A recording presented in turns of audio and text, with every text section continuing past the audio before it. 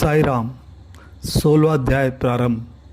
श्री नारायण बोले, हे नारद जी, भगवान की आज्ञा पाकर गरुड़ जी उस ब्राह्मण से बोले, हे ब्राह्मण श्रेष्ठ, जैसा भगवान ने कहा, तुम्हें 7 जन्मों तक पुत्र सुख नहीं है, किंतु हे तपोधन, स्वामी की आज्ञा से मैं तुम्हें पुत्र का वर देता हूँ।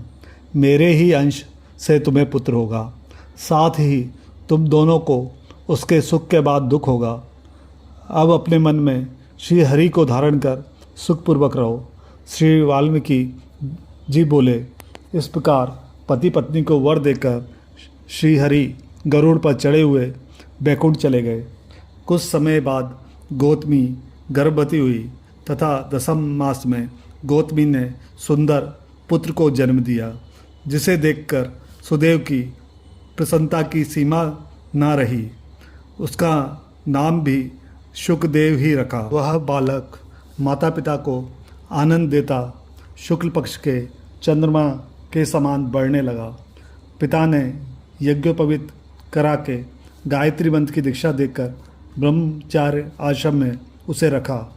उस बुद्धिमान ने वेदाध्ययन प्रारंभ किया। उस बालक ने सेवा से गुरु को प्रसन्न कर दिया।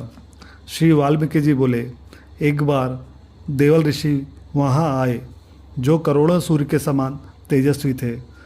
सुदेव ने उनको दंडवत प्रणाम किया और उनका पूजन कर उन्हें उत्तम आसन पर विराजमान किया। बालक ने ऋषि के चरणों में प्रणाम किया। उसे देख ऋषि बोले, हे सुदेव, तुम धन्य हो, तुम्हारा भाग्य धन्य है। श्री हरि तुम पर प्रसन्न है, इसी से इस सुंदर पुत्र का वरदान तुमको प्राप्त हुआ है। तुम्हारा ये सुपुत्र गुण सागर है और अत्यंत भाग्यशाली है। यदि दोष है तो केवल एक ही है कि वह अल्पायु है। हे सुदेव, सुनो, तुम्हारा ये पुत्र 12 वर्ष का होकर जल में डूबकर मृत्यु को प्राप्त होगा।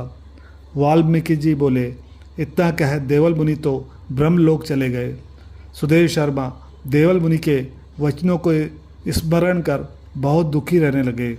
गौतमी धीरज रखते हुए अपने स्वामी से कहने लगी, हे द्विज, होनहार की बातों को ध्यान कर आप भयभीत ना हो। अनहोनी कभी नहीं होती, होनहार ही होता है। इसलिए हे नाथ, अब उठकर सनातन हरि का भजन करो, जिनकी शरण में रक्षा मिलती है। वाल्मीकि जी कहने लगे। इस प्रकार सुदेव अपनी भार्या के वचनों को सुनकर श्री हरि के चरण कमलों का ध्यान रखते हुए अपने पुत्र के शोक का निवारण किया। 16वां अध्याय समाप्त हुआ। जय मां ताप्ती।